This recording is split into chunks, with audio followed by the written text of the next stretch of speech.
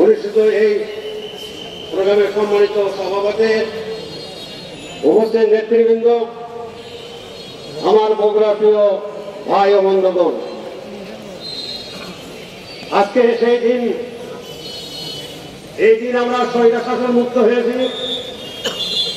আজকে স্বাধীনতার দিন। ভারত উপমহাদেশের ব্রিটিশ শাসনের হাত থেকে আন্দোলনের মাধ্যমে পাকিস্তান প্রতিষ্ঠা হয়েছিল, ইসলাম প্রতিষ্ঠা হয় নাই, ইনসাফ ভিত্তিক সমাজ হয় নাই।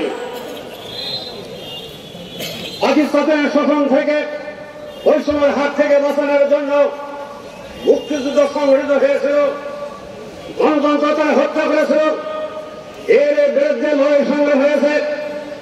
৬৯ সালে গণবিপ্লব হয়েছিল, গণতন্ত্রের বিজয় হয়েছিল। সত্তরের নির্বাচনের পরে একটা সংখ্যাগরিষ্ঠ দল তারা সংগঠন করার পরেও তাদের ক্ষমতা না দেওয়ার কারণে পাকিস্তানের বিরুদ্ধে এই গণতন্ত্র উদ্ধার করার জন্য মুক্তিযুদ্ধ সংগঠিত হয়েছিল।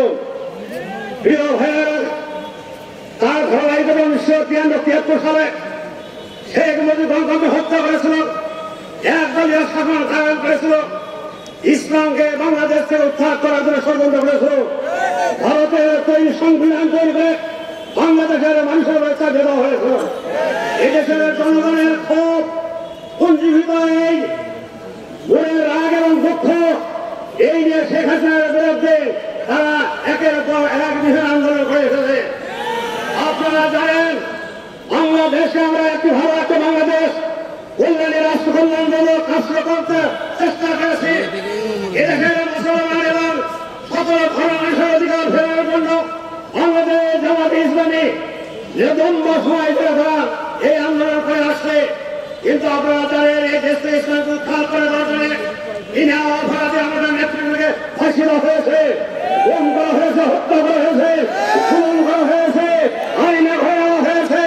শুধু তাই নয়, আজকে বৈষম্য দূর করার জন্য শুধুমাত্র একটা কোটা সংস্কারের জন্য আমাদের ছেলেরা আন্দোলন করেছিল।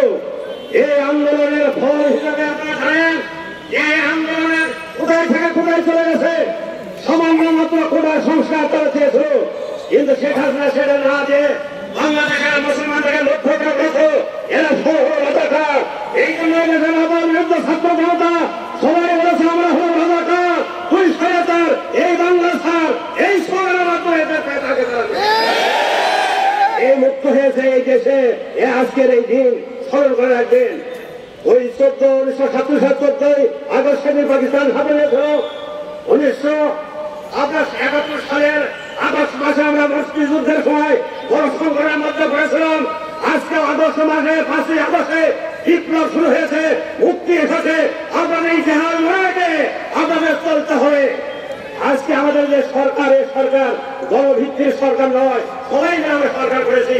আমরা সরকারকে বলতে চাই, আপনার অধীনস্থ যারা সরকারি বাহিনী রয়েছে, যারা ওসি, ডিসি, এসপি রয়েছে, বিভিন্ন দায়িত্ব পালন করেছেন,